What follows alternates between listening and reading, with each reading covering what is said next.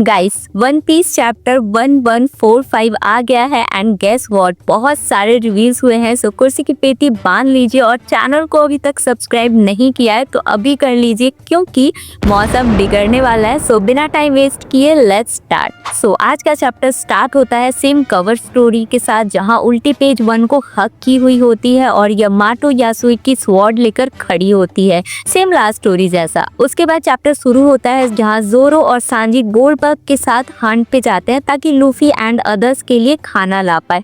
तभी एक डायनासोर उन पे अटैक करता है जिसको अपना गोल्डी भाई सिल्ड से रोक देता है। हाँ, हमें दिखता है सिल्ड बात कर सकती है, एक्चुअल में ये बिग मॉम की पावर से हुआ होता है। ये सिल्ड गोल्डबर्ग के पापा लाए होते हैं बिग मॉम के वहां से जब वो बिग मॉम को हराने गए होते हैं। पता नहीं क्यों, पर्सनली आई थिंक ये फेक रहा है और स्टोरी कुछ और होगी। तभी सांजी कहता है अच्छा ये जियूस जैसा है, जिसके रिप्लाई में वो सिल्ड बोलता है तो तुम लोग जियूस सान को जानते हो। एंड गोल्डबर्ग कहता है जियूस इन सोल क्रिएचर का टॉप कमांडर है ना, जिसके रिप्लाई में जोरो कहता है वो जियूस हमारा नेविगेटर का नौकर है, नहाना होगा तो बोला शावर लगा दूंगा। तभी सीन अंडरवर्ल्ड का दिखाता है जहाँ लोकी सबको गॉड नाइट के अराइवल के बारे में बता रहा होता है कि उन्होंने लोकी का ये हाल किया है, जिसपे हजूद्दीन कहता है तूने ही कुछ किया होगा। ये दोनों सच में सिबलिंग वाली फीलिंग देते हैं। तभी लोकी कहता है अगर मैं उनके साथ हाथ मिला लिया होता तो दुनिया पे राज करता। तभी वहाँ जोरो एंड सांजी आते हैं उस पकड़े हुए डायनासोर के साथ। तभी जोरो कहता है इसको मैंने मारा है, अपनी सुप्रीमेसी दिखाते हुए, और सांजी बोलता है हाँ भाई सब तू ही करता है, ये बाकी सब्जी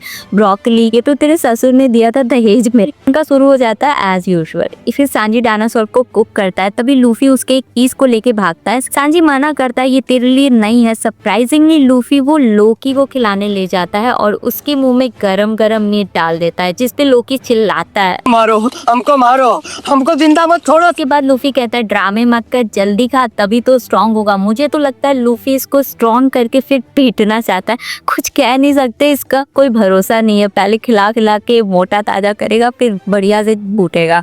तभी लोकी कहता है वो सो के खा नहीं पा रहा है ठीक से। तब लूफी उसके लिए गरम गरम सूप लेके जाता है और उसके मुंह पे गिरा देता है। लूफी पागल हो गया है।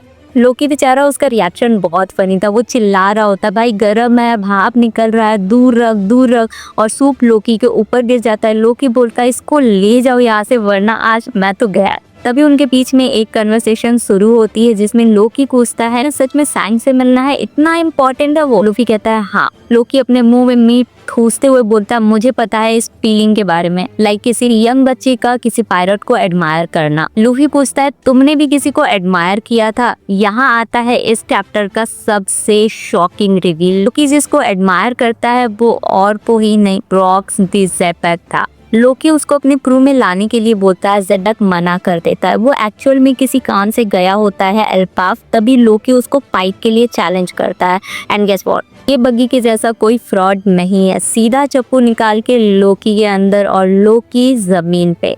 तभी व्हाइट बियर्ड बीच में आता है और कहता है you really pulled a weapon against a kid. भाई यहाँ समझ आ रहा है व्हाइट बियर्ड ने डैम श्योर इसी रीजन से रॉक्स पायलट को छोड़ा होगा। रॉक्स का यही बिहेवियर और कहीं ना कहीं इनकी बातें मुझे गार्प और असेंबो कुछ ऐसे लग रही है, पर थोड़ी डिफरेंट। लाइक ऑडियंस, शायद व्हाइट बियर्ड डेडेक्ट को भाई मानता हो, शायद बड़ा भाई, because all he want was a family. और क्या ही रीजन हो सकता है कि वो ज़ेडबैक की बात माने, या मे बी ज़ेडबैक इविल ना हो, थोड़ा रफ हो पायलट के वसूलों को लेकर, बट लोकी की हालत खराब थी।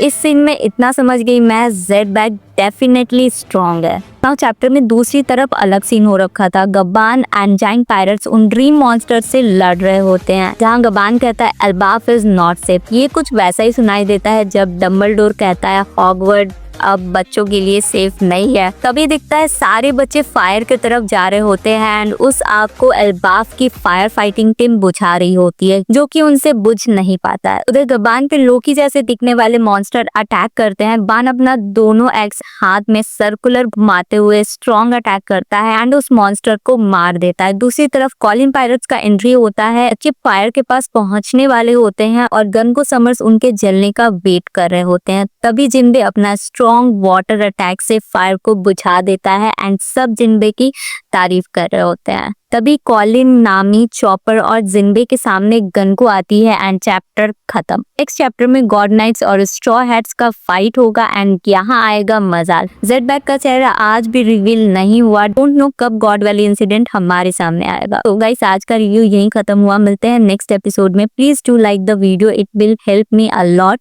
नेक्स्ट वीडियो में कुछ अमेजिंग कंटेंट आने वाले हैं, सो बी रेडी। तब तक के लिए इट्स योर सूजी साइनिंग ऑफ। Peace out.